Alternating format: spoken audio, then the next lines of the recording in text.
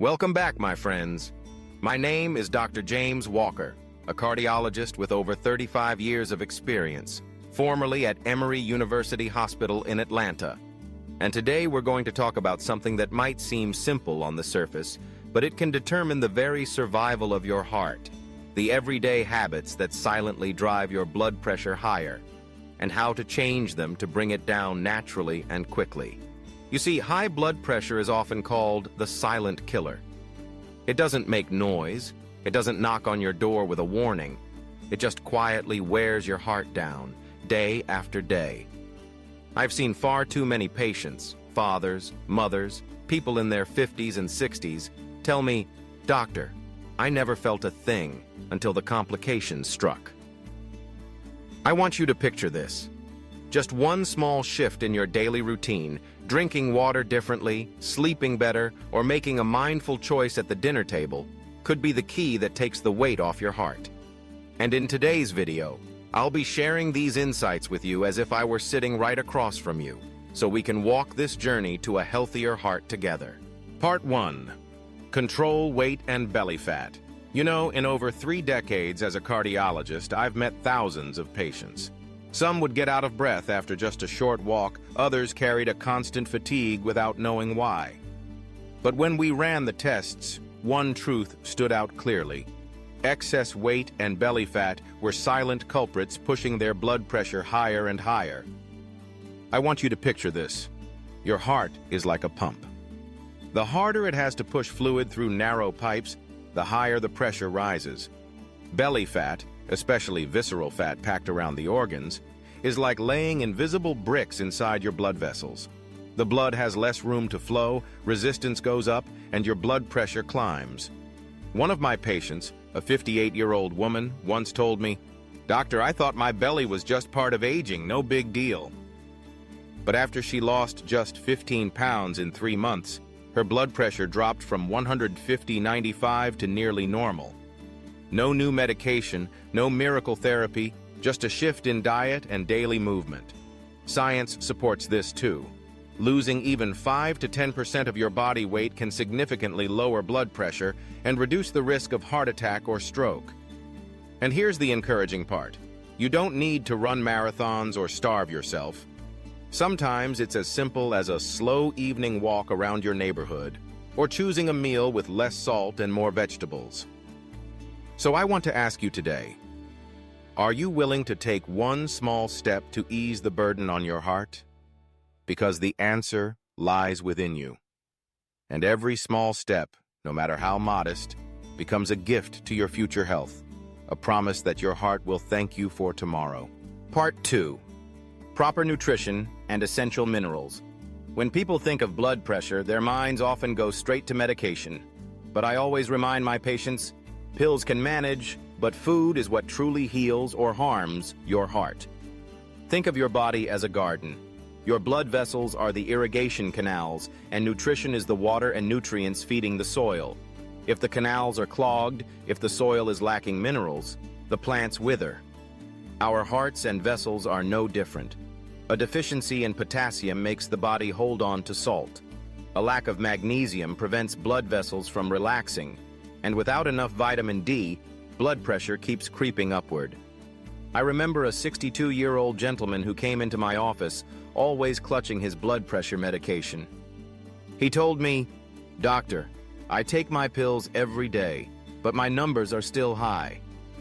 When we shifted his diet, more leafy greens, walnuts, salmon, less processed meats, and salty canned foods, his blood pressure finally settled within 6 months. He looked at me and said, "I never believed a plate of vegetables could change my life." But it did. Science confirms this. Nearly 80% of Americans are deficient in magnesium, and millions fall short on potassium. Instead of relying solely on synthetic supplements, let nature do its work. A banana, a handful of almonds, a serving of grilled fish, sometimes these are the most powerful medicines of all. So let me ask you, at your very next meal, could you make just one better choice for your heart? Because every choice, no matter how small, is a seed you plant for a healthier tomorrow. Part 3. Managing stress and getting enough sleep. Do you remember how our mothers or grandmothers used to sigh and say, "You're worrying me so much my blood pressure is going up"? What sounded like a casual remark was actually medical truth. Stress and lack of sleep can indeed push blood pressure higher. I've met many patients, especially over the age of 50, who confessed that they no longer sleep through the night. A 65-year-old gentleman once told me, "Doctor, I toss and turn until 2 or 3 in the morning, and when I wake up, I feel like a stone is sitting on my chest." No surprise his pressure hovered above 150. When the body is sleep-deprived, the stress hormone cortisol rises, as if your foot is constantly pressing the gas pedal. Your heart and vessels never get to rest. Stress works the same way. We worry about our children, about work, about our health. But if that pressure isn't released, it slowly erodes the heart. I often advise my patients, create a small evening ritual. Read something light, sit quietly for 10 minutes of meditation, or simply breathe deeply. And one crucial rule, turn off the phone and TV at least an hour before bed. I don't keep a TV in my bedroom, and believe me, it makes all the difference. One of my patients, a 59-year-old woman, stopped eating late dinners and began taking a gentle 20-minute walk before bed. She told me, "For the first time in years, I slept deeply and woke up clear-headed." Along with better rest, her blood pressure steadily came back down. So let me ask you, tonight, could you gift yourself a peaceful night's sleep as a gift to your heart? Because healing, more often than not, begins with rest. Part 4. Staying hydrated. You've probably heard the saying, "Water is life." And I can tell you, when it comes to your heart, that's truer than ever. Over 70% of our bodies are made of water. And yet most of the patients I see are dehydrated. I'll never forget one night in the ER.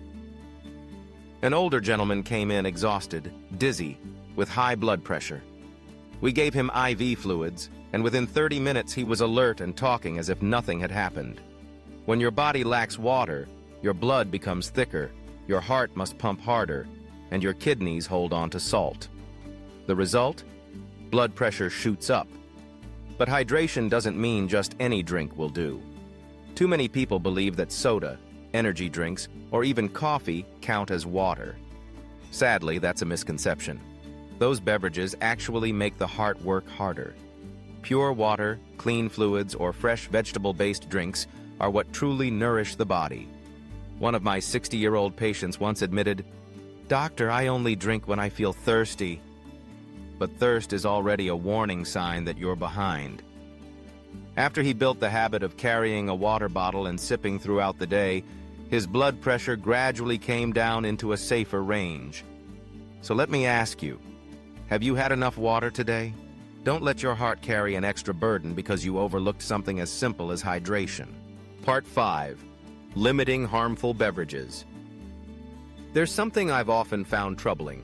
Many patients proudly tell me, "Doctor, I drink plenty of fluids," yet what they're actually drinking is quietly burdening their hearts. Strong coffee, energy drinks, alcohol, sodas, these aren't friends of your heart. They are hidden triggers that push blood pressure higher. I recall a 55-year-old gentleman who started every morning with 3 strong cups of coffee. He told me, "Without it, I can't get through my day." But the cost was a racing heartbeat and blood pressure that stayed high.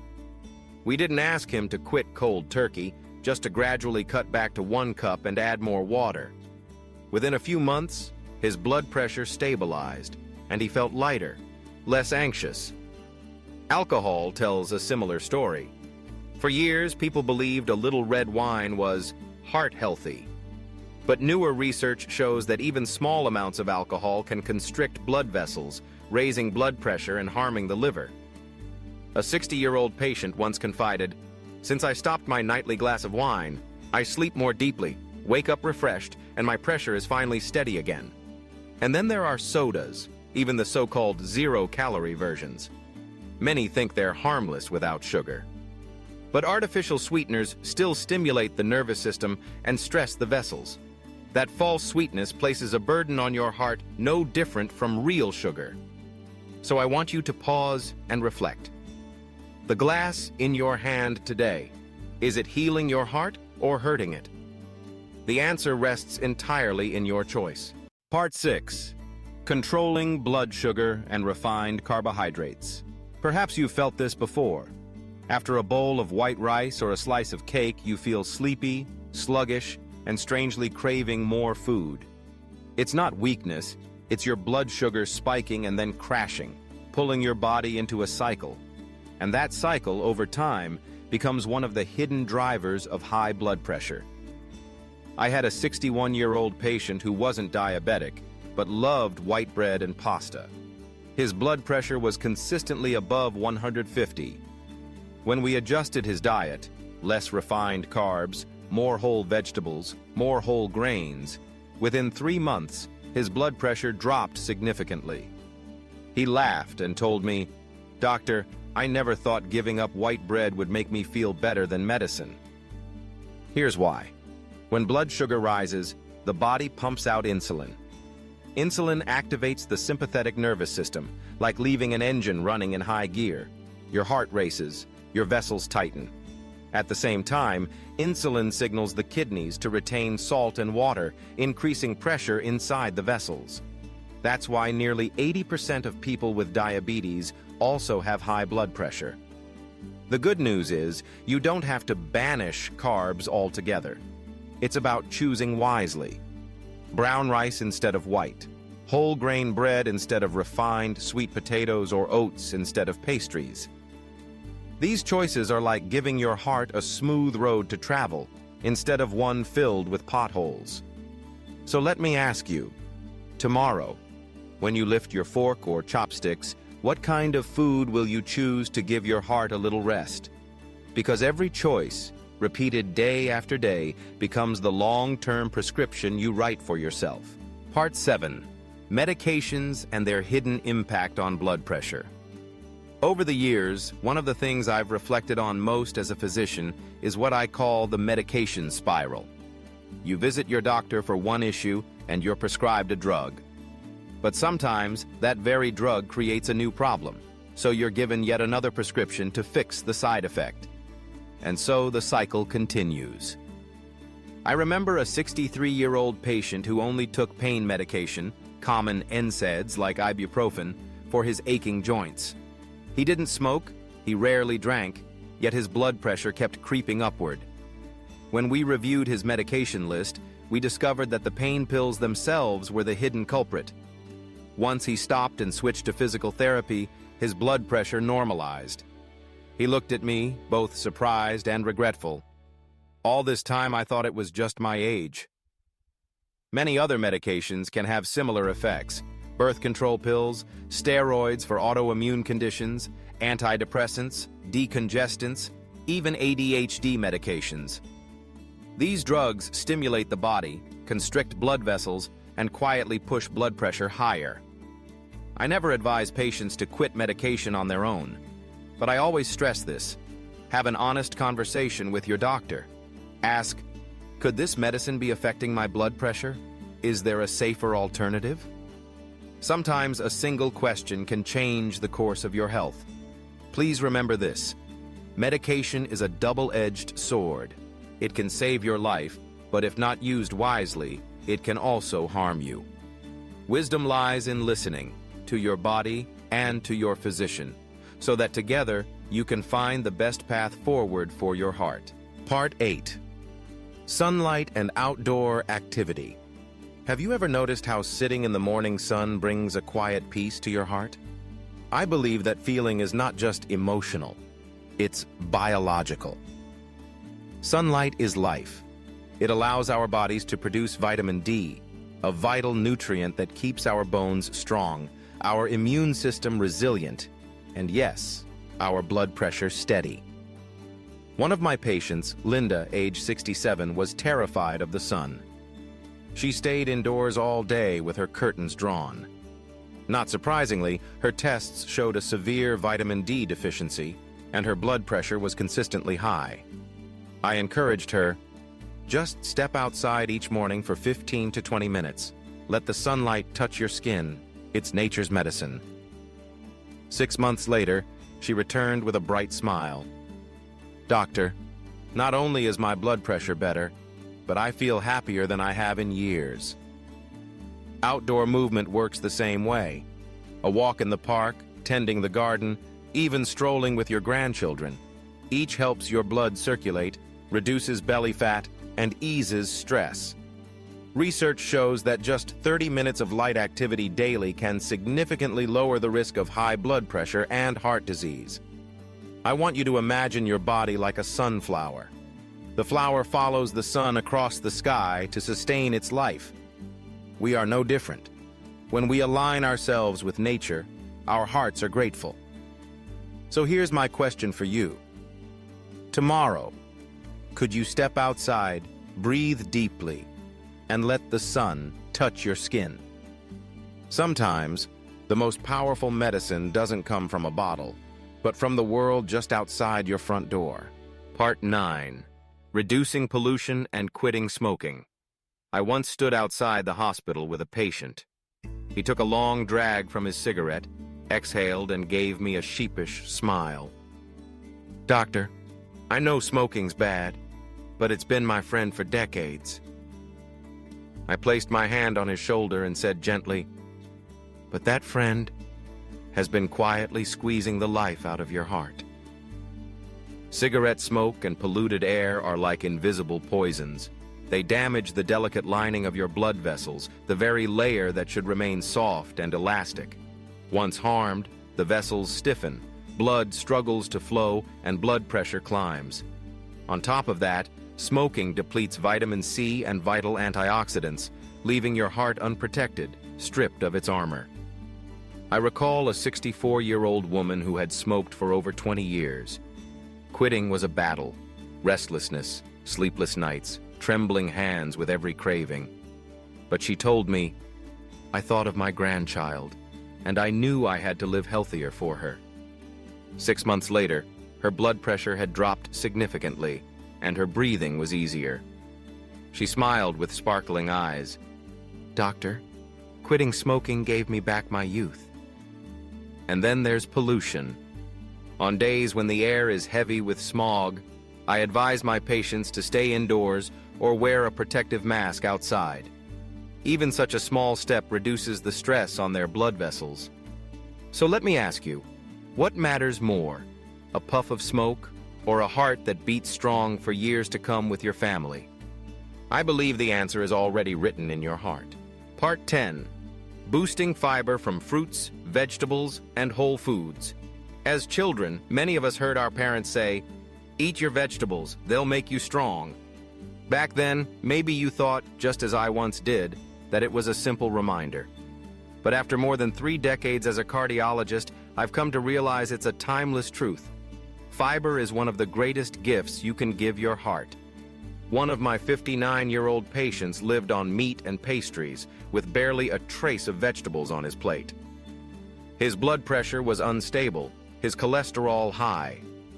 When I suggested he add leafy greens, whole fruits, and grains to his meals, he reluctantly agreed. 6 months later, he returned beaming. Doctor, I've never felt this good. My body feels lighter, and my blood pressure numbers look better than ever. Science explains why. Soluble fiber helps lower bad cholesterol, LDL, keeping vessels clean and flexible. It also slows the absorption of sugar, stabilizing blood glucose levels, which indirectly keeps blood pressure from spiking after meals. When blood sugar, cholesterol, and pressure align, the heart finds its rhythm again. I want you to picture your body as a garden. Every serving of vegetables, every fresh piece of fruit is like nourishing compost, enriching the soil and helping the plants thrive. Fiber isn't some burdensome requirement. It's nature's gentle way of feeding your body while soothing your heart. So let me ask you, at tomorrow's meal, will you choose that extra serving of vegetables or reach for an apple just for yourself? Sometimes, health and happiness begin with choices that are beautifully simple. Closing, my friends, after so many years in medicine, I've come to see that heart health doesn't come from some magical secret. It comes from the simplest things: a glass of water instead of a soda, a meal with more vegetables, a morning spent in the sunlight, a night of restful sleep. These small choices, repeated day after day, build the foundation for a stronger, healthier heart. I've watched countless patients, people who once relied on pills for years, people who thought aging meant inevitable illness, transform their lives by changing their habits. They regained steady blood pressure, renewed energy, and joy for life. And I believe with all my heart, you can too. Remember this: high blood pressure is not a death sentence. It's a reminder, a gentle whisper from your body saying, it's time to listen. And when you begin to love your heart with small daily acts, the reward is priceless: health, peace, and more years to spend with those you love. So I want you to pause for a moment and ask yourself, where will you begin? With a glass of water, a plate of greens, or a quiet walk in the evening sun? And if you found today's message meaningful, I invite you to like, subscribe, and share this video with someone you care about. It's more than a click. It could be the gift of health for another soul. I'm Dr. James Walker. Thank you for listening. I wish you peace, strength, and a heart that beats with vitality for years to come.